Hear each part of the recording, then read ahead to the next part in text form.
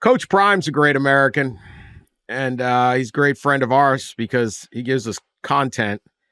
And he celebrated his 50th birthday by becoming a grandfather and sparring with the Colorado Buffalo media. I think 57th. Oh, what did I say? 50th? 57th, yes. 50th. Yes, he is not 50. 57, I'm sorry. 57th grandfather takes it out on the Denver Post and CBS Denver.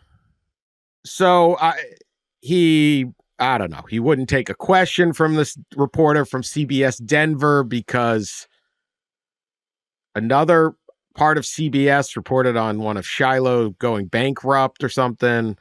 Apparently that was that. He was mad at Sean Keeler, who's a great reporter, columnist in Denver, because he's not 100% positive for the Buffs. I don't know. He took some kind of combative with some questions about whether the offensive line was bolstered or just strengthened or improved, bolstered or improved. What is offensive line chemistry? A lot of different stuff. He was Prime, right? This is Prime. He's going to be him.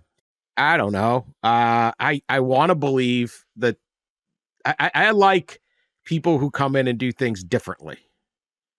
It's my core one of my core things that get me interested is when someone's coming along and just going, hey, I'm doing it this way. You guys all do that way. And all the people who do it the other way go, it won't work. I kind of like seeing it work.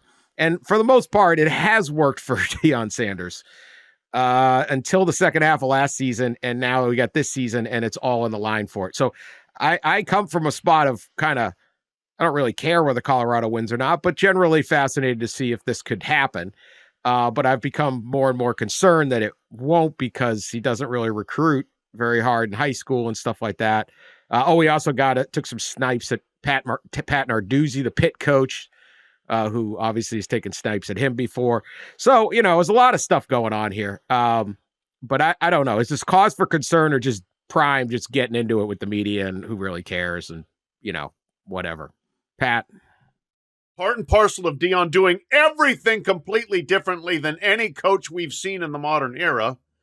Some of it's going to land well. Some of it's not going to land well. The bottom line is, are you going to win? And he did better than his predecessor last year, and he built up tremendous excitement, but then they still ended up 4-8.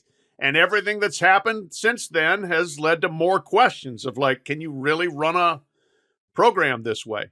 Can you just have players in and out, in and out, in and out, staff in and out, recruiting completely differently in terms of the way you go about it and who you recruit? So those questions are looming over this season. Last year, at this time, everybody was saying Deion was just going to flop. He was going to flame out. Well, not everybody, but a lot of people were saying that. Then, we had the month of Deion, the last September, where they were both good and really interesting. And then they returned kind of to the mean, I think, of what people expected from Colorado. So a lot of proving still to do in this year, but part and parcel of that is that Deion's going to make everything a production and everything a show. And a lot of it is literally his own in-house production with their producing crews and what they're putting on YouTube and that sort of thing. But some of that is also going to be interactions with the media. And it's been fascinating to see because Sean Keeler is an old school big city columnist who isn't there to suck up to the coach, even if the coach is as famous as Deion Sanders. And in this day and age, where the media is so damn scared of offending anybody they cover because, we might lose access, he's going the opposite way. And I respect that. And Deion doesn't like it, and he's dealing with it this way. So he, had a flat-out confrontation, not physical, but verbal confrontation with Keeler at this press conference, which itself made news, and then it got aggregated, and all the people could say, bad guy Sean Keeler, bad guy. Going after the coach, cheap shots. Deion Sanders, a grown-ass man. He can handle it, and this is his way of handling it. It's fascinating. It's different. I don't know that it's an indication, like Keeler wrote, that this is fear from Deion because his program is vulnerable or is falling apart. I don't know whether that's true or not. I just think that Deion is not going to sit there and necessarily play nice with the media the way a lot of other people would, or even just kind of ignore things that get written.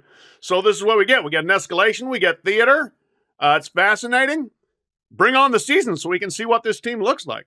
Yeah, I never understand why coaches who are affected by something written in the media, even though most of them say they don't read the media and it doesn't impact them, then you turn around and you listen to many of them chide the media publicly about what's written. But I don't understand why coaches don't play it off as if it really doesn't truly bother them and don't bring it up, because it makes a bigger story out of it. And maybe that's what Deion wanted. We all know that Deion does like a good show. As Pat said, he's got his own production camera crews within the Colorado building and on the team filming everything. So maybe he likes a good show and wanted a show. And the column, the post press conference column was interesting, and as Pat mentioned, it did the basis for the column was this may mean that Colorado's in trouble this year. If you look at Colorado's schedule, yeah, it could get pretty interesting pretty quickly. And you would think after a 4-8 year that you would need something more than that, much more than that, given all the hype and the expectations. But the schedule is not some rollover schedule. So if Deion's already acting like this, it'll be curious to see what happens if things start to slip away.